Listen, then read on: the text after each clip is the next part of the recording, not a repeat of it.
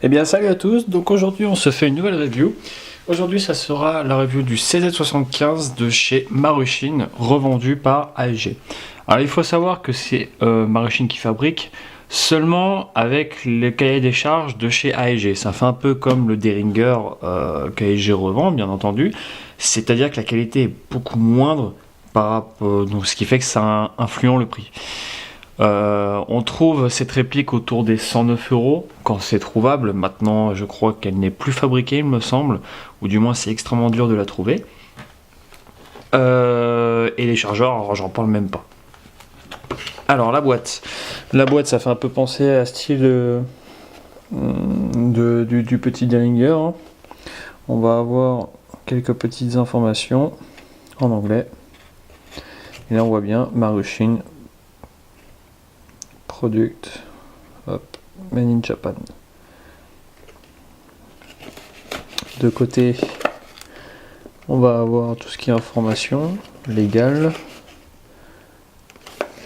Hop. Et derrière le logo de la firme CZ. On va avoir quelques informations, donc le poids, les types de billes, la puissance. Hop, on ouvre tout ça. Donc il y a bien l'étiquette à chaque fois que je retire, que je colle dans la boîte. Le manuel d'utilisation. Alors au début, félicitations et tous nos remerciements pour avoir acheté la réplique. Donc il rappelle un petit peu la loi, ce qu'il faut faire et ne pas faire au niveau de sécurité, comment charger les billes, le gaz. Hop. Donc là on va avoir tout ça, les billes recommandées, et derrière quelques petites infos légales également. On va avoir donc la réplique protégée par du papier bulle, et en dessous on va avoir des étuis. Alors, on peut dire douille pour ceux qui ne sont pas trop initiés, ça s'appelle des étuis. On en a 10 au total, donc c'est plutôt pas mal, ça permet de faire un chargeur plus 2 en rab, voire 9, 8 plus une dans la chambre, enfin on verra après. Hop, on met de côté. Et enfin, la réplique, la voici, hop, livré avec son chargeur d'origine.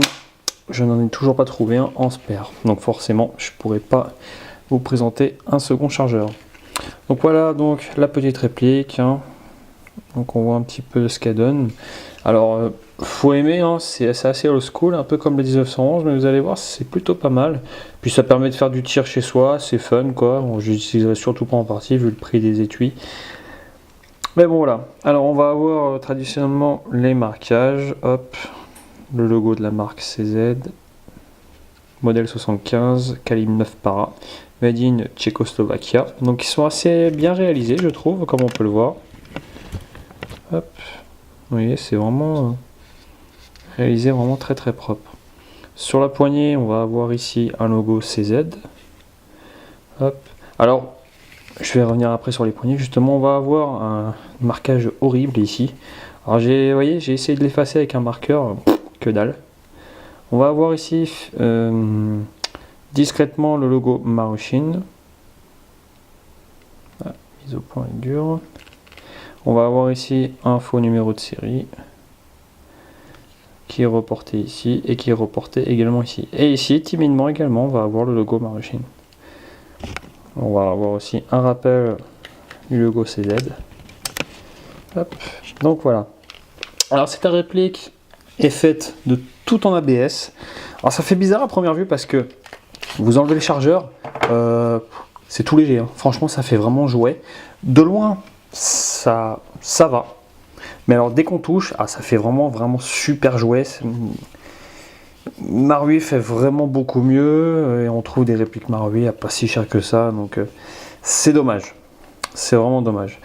Bon, la finition est vraiment très belle, hein. On va essayer de voir des traces de moulage, mais c'est très dur d'en voir, donc on la voit vraiment parce qu'il y a de la lumière, mais autrement Trace de moulage quasi inexistante. Hein. Lui, on la voit vraiment parce qu'il y a de la lumière, mais c'est tout. En ce qui concerne, pas de rail, comme on peut le voir. Est-ce qu'il va faire une mise au point? Ouais, donc pas de rail, forcément. Hein. On aura un arrêtoir de glissière fonctionnel, sans souci. Hein. Vous voyez, qui est accessible au doigt. Et qui est power strokeable. Donc power strokeable, on attrape la culasse par l'arrière. Et voilà. On va voir, comme je l'ai fait voir ici, la sécurité. Hop, là, on peut tirer. Et une fois engagé, on ne peut rien faire. À savoir que même mise, on peut armer la culasse sans souci. Donc, vous voyez, le défaut de la sécurité, elle peut aller plus loin que son cran. Et c'est vraiment, ça vaut vraiment son prix. Il ne faut pas chercher plus loin. Qu'est-ce qu'on peut dire d'autre? Donc, bouton d'extraction de chargeur non ambidextre et non inversable. Vous voyez. Alors, le chargeur, il tombe tout seul. Quoique des fois, il bloque un petit peu. Et c'est vraiment... Il faut vraiment tirer. Hein. Il s'éjecte, tac. Parfois il s'éjecte, parfois il bloque. Donc c'est assez bizarre. On va l'enlever. Donc les poignées. Alors je voulais revenir dessus. Pour ceux qui sont un peu initiés pour tout ce qui est PAMAC, ANF1, le P08, le P38 pardon, ça fait vachement penser avec les traits et les points là, le quadrillage, ça fait vachement penser à ce type de plaquette. Bon, c'est confort, hein, la poignée est vraiment extrêmement confort. CZ ça a toujours été, hein, ça c'est pas une nouveauté, CZ ont vraiment des poignées vraiment extrêmement confort. Sur ça on peut vraiment rien leur reprocher. La détente est une simple action, comme on peut le voir. Il faut préalablement armer la réplique pour pouvoir tirer. Dommage, bon, j'aurais bien voulu avoir un double action.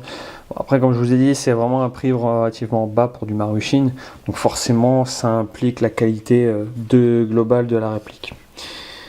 Donc à l'avant on n'aura pas de strie ici, bon, c'est pas très grave. On peut enlever les grippes grâce à cette petite vis présente ici et ici. Le marteau de position, percuté, armé, et qui cache ici même une vis qui maintient le back housing. Voilà. Donc en même temps on peut apercevoir le guidon et le cran de mire non réglable. Hop. Le marteau possède à l'arrière des stries pour pouvoir l'armer. Il est assez dur par rapport à d'autres GBB que j'ai. On voit qu'il force vraiment. Hein. Bon, vous allez comprendre qu'il va falloir du gaz relativement péchu pour pouvoir réarmer toute la mécanique. On fera les tests juste après. On va avoir des stries en haut de la culasse. Donc c'est assez spécial. C'est en fait leurs culasses sont vraiment toutes fines en haut. À l'avant ça fait un peu gros, on va dire, un petit peu. Mais ça fait vraiment chelou, quoi. Ça fait tout petit au premier abord. Bon, c'est pas gênant quand on a l'habitude hein, maintenant, mais ça fait vraiment bizarre, c'est marrant. Donc c'est bien des deux côtés, hein, sans souci. Hein. Qu'est-ce qu'on peut dire d'autre de ce côté-là? Je pense que c'est bon. On va passer donc de l'autre côté. On va voir donc les marquages vraiment immondes. Ça, ils auraient vraiment pu éviter AEG machin.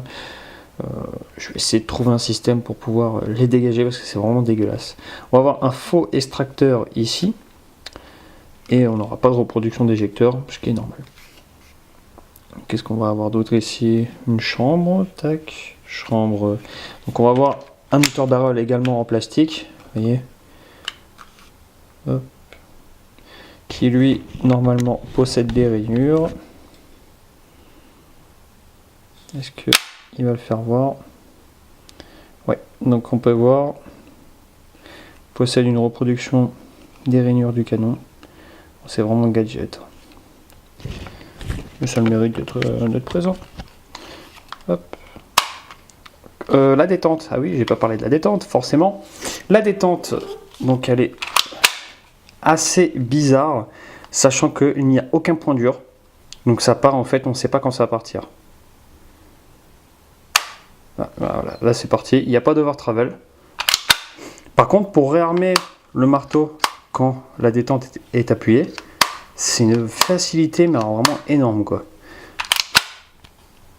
Le trigger reset est relativement court. Vous voyez. Alors que quand c'est armé, tac, là je peux relâcher. Et c'est vraiment extrêmement court. Hein. Bon, tant mieux, j'ai envie de dire, on peut faire des doublettes relativement sympas. Donc la prise en main, même si on met la paume, hein, et c'est vraiment plutôt pas mal. Donc pour gaucher comme pour droit tuer, seulement la prise en main c'est exactement la même chose. Ce qui est l'avantage, c'est que les sécurités de chez CZ sont pensées à pouvoir justement placer le doigt le long du pontet pour pouvoir justement manier la réplique ou l'arme en cas réel hein, sans difficulté. Donc voilà pour ça. Le démontage, alors le démontage chez CZ c'est assez spécifique également. Il va y avoir 2 traits ici. La mise au point a du mal à se faire aujourd'hui, c'est bizarre. Bon. Hop. Donc il va y avoir 2 traits, il va falloir les aligner ici comme ceci. On va devoir pousser le petit éton qui est là. Hop. Et là, on éjecte l'arrêtoir de culasse. Hop. Rien de plus simple. Et là, on enlève la partie basse de la partie haute. Ici, donc la partie basse que j'avais régressée hein, parce que d'origine c'est pas top. Hop. Donc le rail se fait à l'intérieur et non plus à l'extérieur. Comme on peut le voir ici. On va avoir la trigger bar de l'autre côté. Comme on peut voir. Hop. Et tout l'ensemble mécanique. Donc comme on peut voir. Petite mise au point à l'appareil. Je vais zoomer pour mieux voir. Voilà, tout simplement.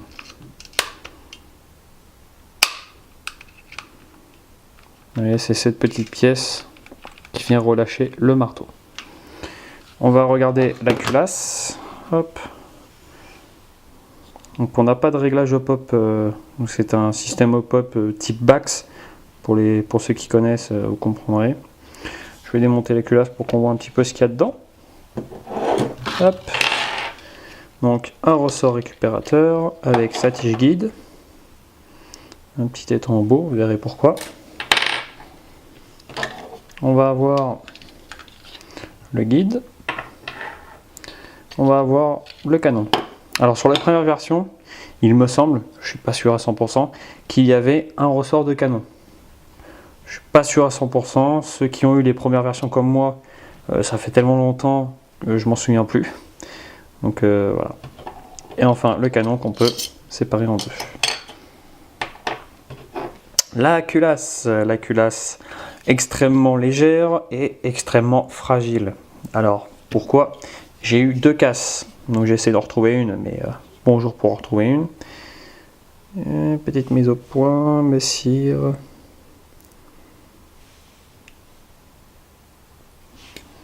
Bon, il a décidé de pas bosser aujourd'hui.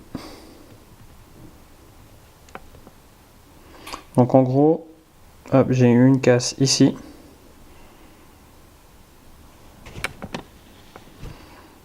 Là.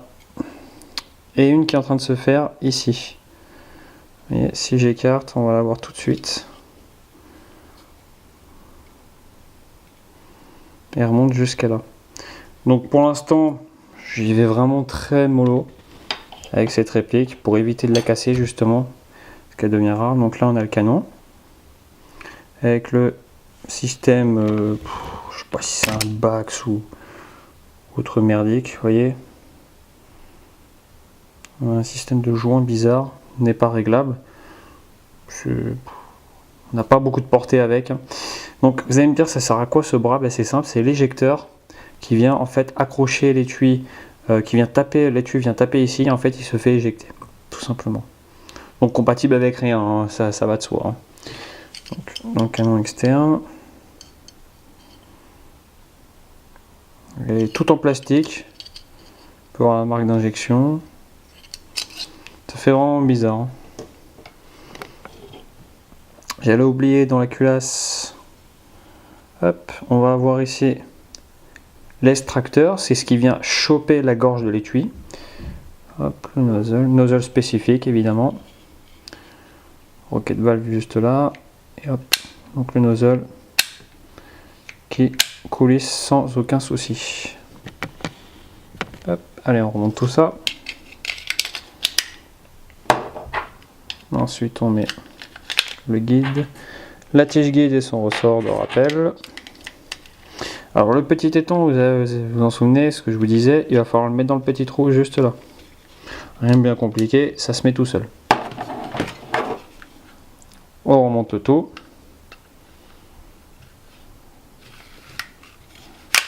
Hop, là alors, il va falloir faire attention. Le petit, la mise au point a vraiment du mal aujourd'hui, j'ai l'impression.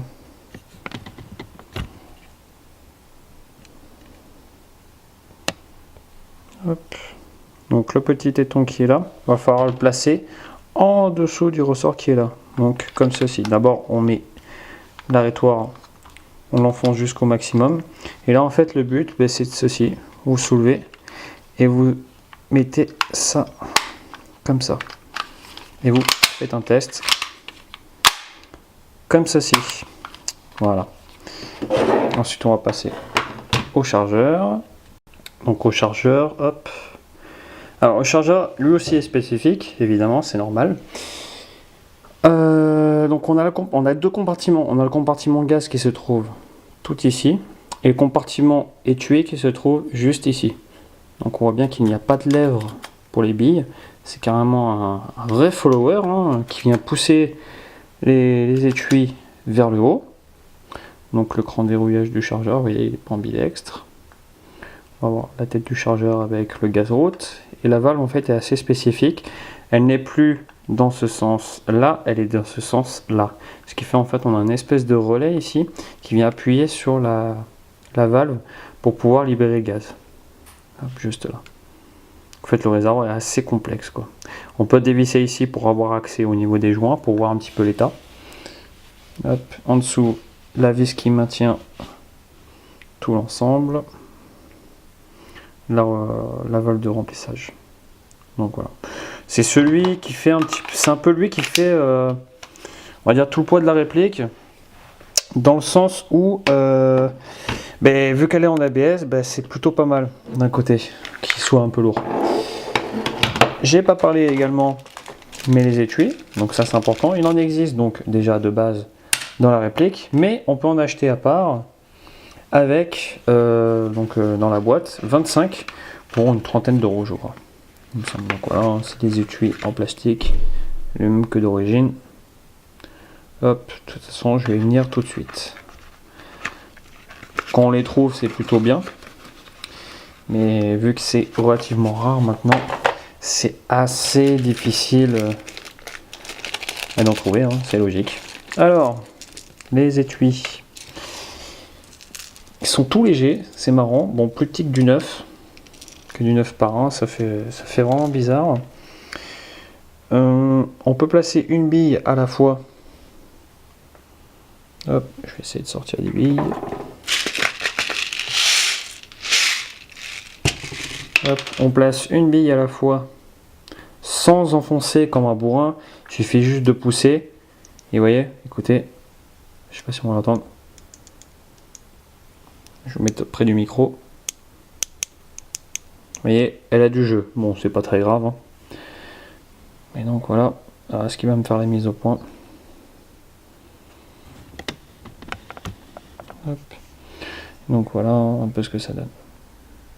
Donc derrière le gaz vient passer par ici. Et en fait, il éjecte la bille. Tout simplement.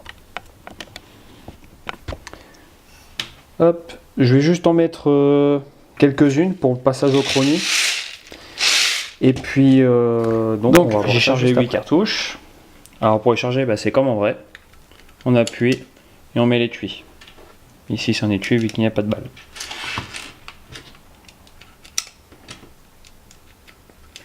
Hop, ça se met tout seul. Hein. Donc ça donne un côté réaliste, moi j'aime bien, ça fait vraiment stylé. Hop, et hop. Alors le gaz, maintenant que j'y viens, hop, le gaz conseillé maximum est celui-ci. Pourquoi? Parce qu'il a une bonne puissance vu qu'il y a des gros ressorts. Il n'est pas trop puissant parce que c'est une culasse plastique. J'ai essayé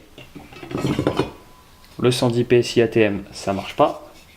Pas assez de pêche. Le Nuprol 1.0, ça marche sur les 2 premiers tirs. Le 144A, ça marche moyennement bien. Bon, celui-ci vous le trouverez plus, c'est le Delta-K. C'est moyen également. Et après, bon, on va passer sur du 130.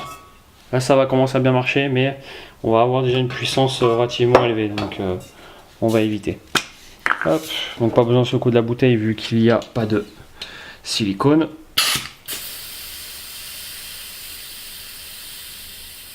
Donc, c'est vite rempli vu que c'est un petit réservoir.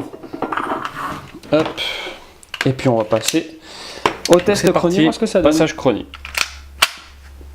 Voilà, incident de tir, ça commence bien.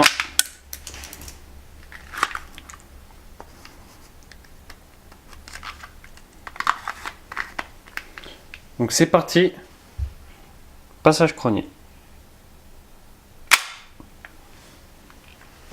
Avec donc de l'Utrea, de la 0.20 de chez Tanyokoba. 265. Donc ça vole un petit peu partout les étuis, hein, c'est plutôt marrant, mais à ramasser c'est moins marrant. Hein.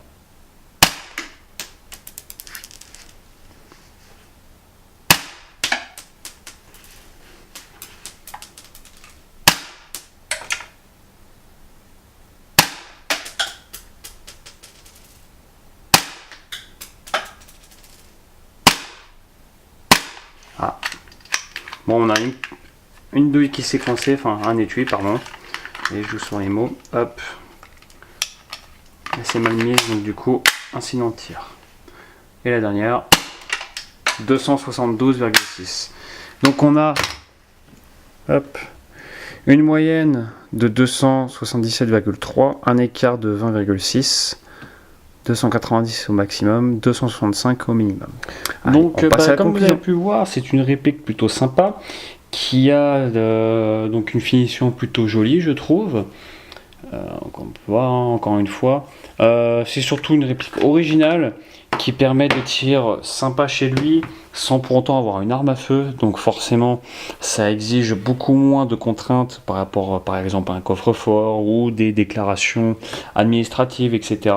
Forcément, ça a moins de sensations, c'est beaucoup moins réaliste, c'est pas la même chose, mais ça permet à celui qui veut juste tirer comme ça chez lui, en toute sécurité, sans avoir à aller au stand de tir, etc. C'est le truc parfait. Je dénigre en rien du tout les tireurs sportifs, bien au contraire, je les supporte dans ce qu'ils font, bien entendu, hein, vu que moi je suis fanat de ça.